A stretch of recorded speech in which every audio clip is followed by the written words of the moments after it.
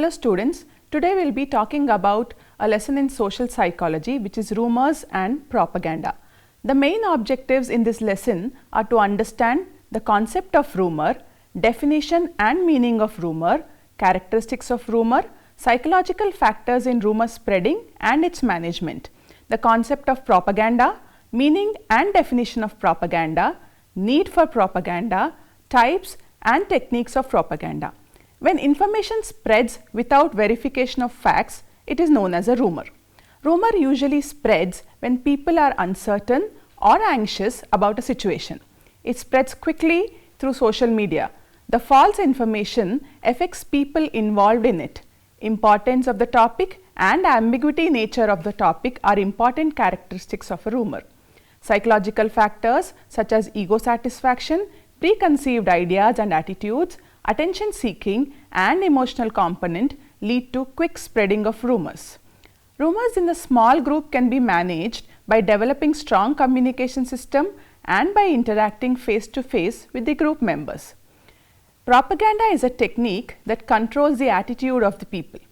It is very useful for social progress when used systematically. However, it also has negative consequences when not used in an organized manner.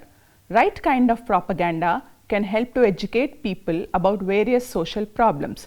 Hence, there is a tremendous need to adopt propaganda on a number of social problems. Propaganda can be classified into different types such as direct and indirect, primary and secondary, and conscious and unconscious. The various techniques of propaganda are name-calling device, plain folk appeal, glittering generalization, testimony and suggestion, card stacking and bandwagon effect. These techniques of propaganda, when used transparently and without selfish motives, will lead to social progress. But when used with underlying selfish motive and using false information, can cause harm to the society. Hence, it is important that techniques of propaganda should be used properly. Now, let's move on to the main lesson. First, the concept of rumour. Rumour is a word familiar to all of us. When information spreads without verification of facts, it is known as a rumour. In psychology, a rumour is a declaration that is generally conceivable, meaning believable, associated with news and is widespread without checking. Generally, rumours arise and spread when people are uncertain and anxious about a topic of personal relevance to them and when rumour appears credible given the sensibilities of people involved in the spread. For example, in recent COVID-19 pandemic situation, so many rumours spread about the number of cases, vaccine, medicines, how to cure it, etc. Earlier, rumours would spread through word of mouth and largely also due to mass media such as television and newspapers. With the advent of digitalization, development of communication, it is making the rumours spread more and more quickly. In recent years, the development of online social networks such as Facebook, LiveJournal, Twitter, YouTube and other social networks has further accelerated the spread of rumours. Thus, the study of rumour, its spread and management has become increasingly important in present day. Now, let us understand definition and meaning of rumour. Rumours are unverified information that people circulate to make sense of an unclear situation or to deal with a possible threat. Rumours are about issues or situations of current interest. Rumours are like news, except that news is accompanied by a solid evidence and rumour is not. Robert H. Knapp defined rumour as a proposition for belief of topical reference disseminated without official verification. Defonso and Baudia defined rumour as unverified and instrumentally relevant information statements in circulation that arise in the context of ambiguity, danger or potential threat and that function to help people make sense and manage risk. In simpler words, a rumour is a piece of information or a story that has not been verified, meaning that the person telling it doesn't know if it is true or false. Rumours spread from person to person or can spread from one person to whole bunch of people at once.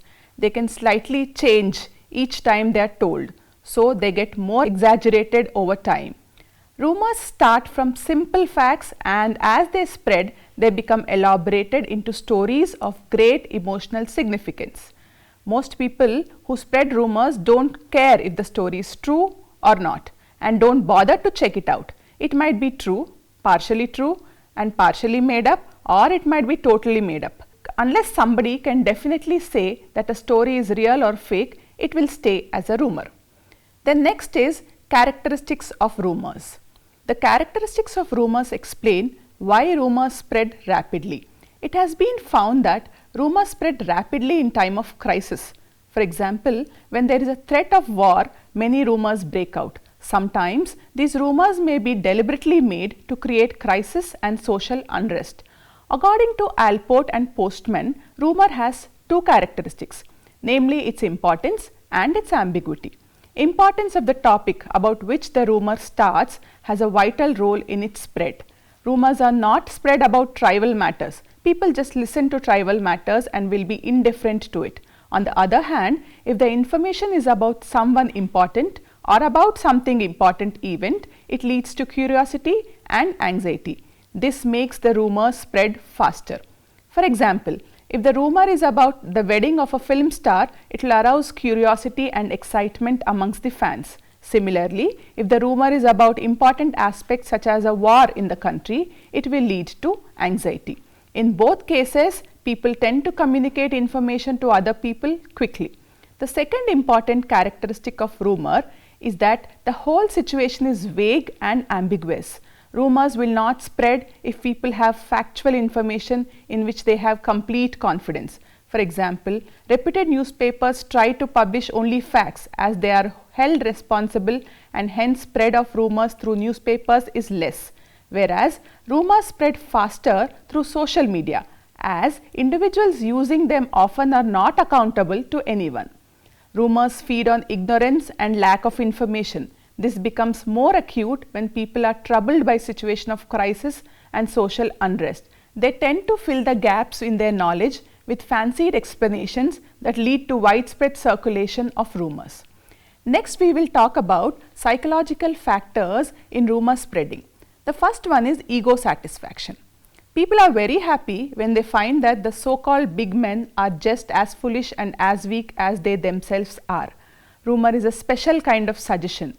People tend to accept uncritically what is asserted with an air of authority or an air of mystery. Further, they tend to accept a story about another man which satisfies their ego.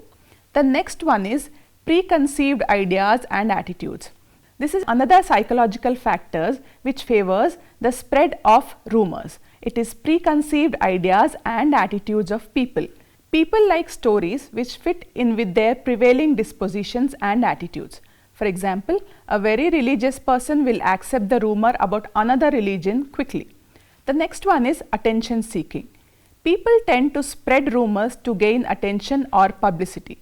This often happens in entertainment industry, where film stars try to gain attention by spreading rumors about themselves. Then comes emotional component. Emotions such as fear, anxiety will also lead to quick rumor spread. When people are threatened by an uncertain situation, it encourages a lot of fake news and rumors. Next, we will talk about how to manage rumors. When the group is small, for example at workplace, it is easier to manage the spread of rumors. By developing strong communication system, by discussing fact with the group members, by interacting face to face, and by removing grievances of group members helps to avoid spreading false information. But when rumors spread at a large scale, for example in a war-stricken country, it leads to more anxiety and fear. Hence, it is important for people to analyze and judge the information correctly before passing on to others. People should take care and avoid rumors which do more harm, especially through social media. Next, we will talk about the concept of propaganda. The propaganda is a technique that controls the attitudes of people. When it is used as a systematic manner over a long period of time by a well-organized group, it is very beneficial for the social change. For example, the widespread propaganda about the polio disease and vaccination has helped to eradicate the disease. Next, we will talk about meaning and definition of propaganda. The word propaganda is derived from the Latin word propagare, which means to generate or reproduce in an artificial manner. This indicates that propaganda does not take place simultaneously but has to be produced and generated by someone. Newcomb defines propaganda as a systematic attempt by means of mass communication to influence attitudes. Numbly holds that propaganda means forced generation with a definite end in mind. Young defines propaganda as the propagation of ideas, opinions and attitudes, and the real purpose of which is not being clear to the hearer or the reader. According to Doop, propaganda is a systematic attempt by interested individuals to control the attitudes of groups of individuals through the use of suggestions and consequently to control their action. Thus, the term propaganda can be given two meanings. First, the positive approach, where propaganda helps to bring in social progress by changing the attitude of people. For example, the smoking is injurious to health advertisement shown in theatres before the movie is one such propaganda which helped in bringing awareness among people.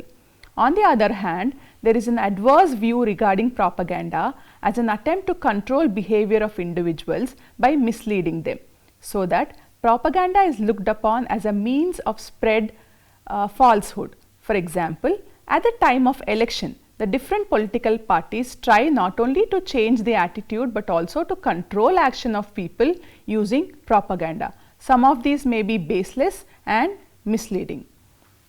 Then we come to need for propaganda. In spite of stigma attached to the concept of propaganda, it has lot of practical importance. Propaganda can be used to bring social change, to eradicate aspects such as gender bias, prejudice towards minorities and socially economically disadvantaged people.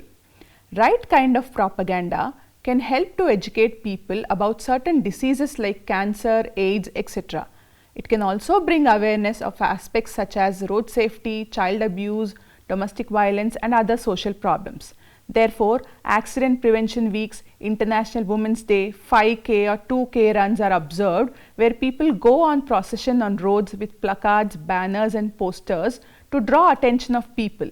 Radios and televisions also broadcast and telecast respectively various propaganda related materials to increase consciousness of people and change their attitude. So, there is tremendous need to adopt propaganda on a number of social issues and social behaviors. Propaganda should not be selfish interest and personal motive based and should not be confusing. It should not be linked with any kind of fear, pressure or favor. There are various types of propaganda. These types can be classified into 1. Direct and indirect, 2. Primary and secondary, 3. Conscious and unconscious. First is direct and indirect. In direct propaganda, the public is aware of the purpose of propagandist. For instance, propaganda campaigns taken up by government or voluntary social organization on family planning, prohibition, literacy, women's welfare, education for all, saving schemes, national integration, health care and protection from infectious diseases. All these come under the category of direct propaganda. Here, the purpose of propaganda is very clear and there is no selfish motive. People are aware of the objective of propaganda and it is transparent. Indirect propaganda refers to that type where people are not aware of the objective and purpose of the propaganda.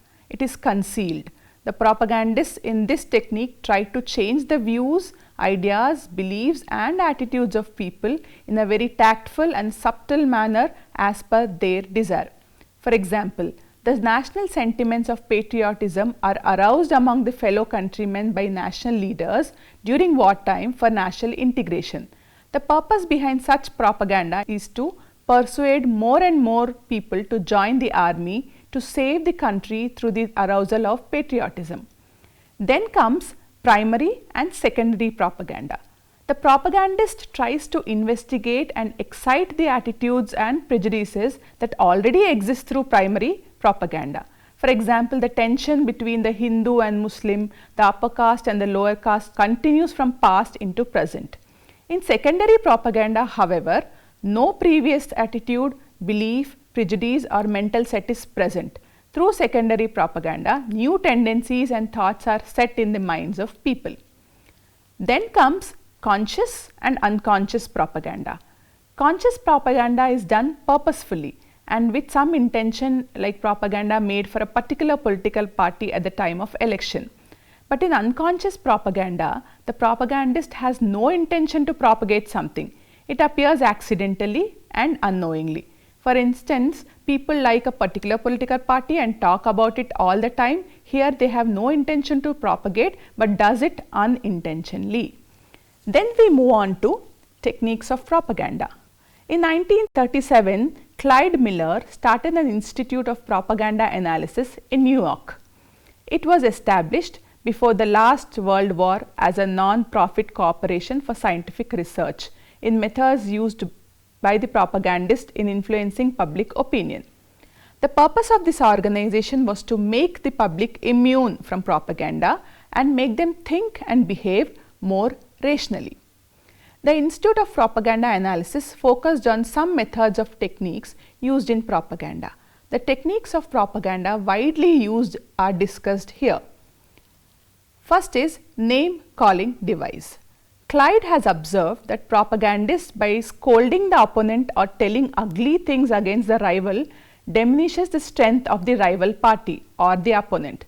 People of one political party speaking unfavorable things against the rival political party are a common scene during elections. Name calling is this type which is very much observed on the eve of political propaganda. The next technique is plain folk appeal.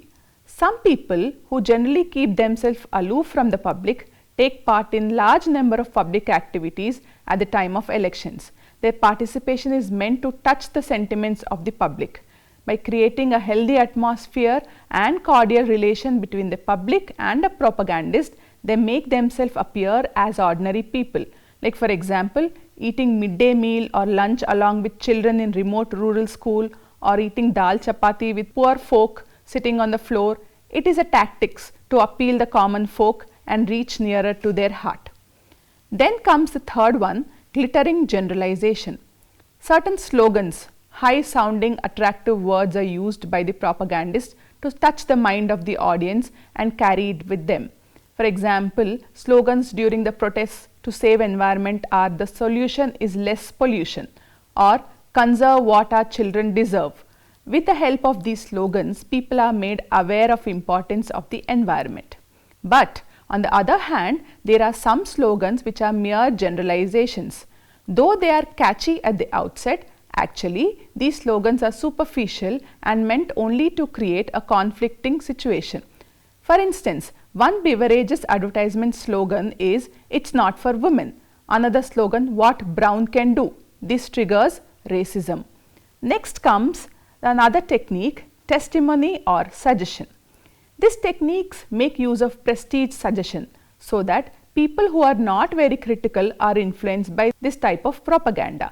A testimonial from a reputed individual can increase the value of the subject being propagated. For example, celebrities endorsing the products through such advertisements can be apt in this situation. Then comes the next techniques, which is called as card stacking. This term has colloquial origin. It refers to outright invention, suppression or distortion of facts in the interests of some selfish end. Facts are twisted, molded to suit one's own view. This involves types of falsifications, illogical statements and distortions are made to mislead the public. In the distortion technique, plain lies often work admirably, at least for the time being. The Pakistani press, radio, TV, media always try to project that India is making atom bombs and military preparations, and this is a real threat to sovereignty and independence of their country. Also, other medias of communication including opinion polls not based on correct sampling and large number of cases try to spread false news and distort beliefs and attitudes of public. In industrial conflicts, for example, newspapers unfriendly to labor unions may conceal the real facts and grievances of the laborers that actually prompted the strike. Instead, the newspaper may emphasize the unruly and rough behavior of employees towards the employers. In the most of the industrial strikes, the employers take hold of the mass media so that the grievances of the employees are not publicized. Thus, the employees fail to gain the sympathy of the public and even of the other employees elsewhere, and completely opposite reaction in the public is noticed. In card stacking technique, there is one-sided propaganda. This method of propaganda is immoral and misleading, but extensively used at all levels of propaganda and in the national and international field. Then we talk about bandwagon effect. It is general tendency of people to go by majority opinion, particularly because majority opinion has the power of suggestions. They do not consider the merit of the case or issue in question. They think that since the majority of people are doing it, the action must be correct. The tendency to be with the victorious side leads to the success of the bandwagon technique.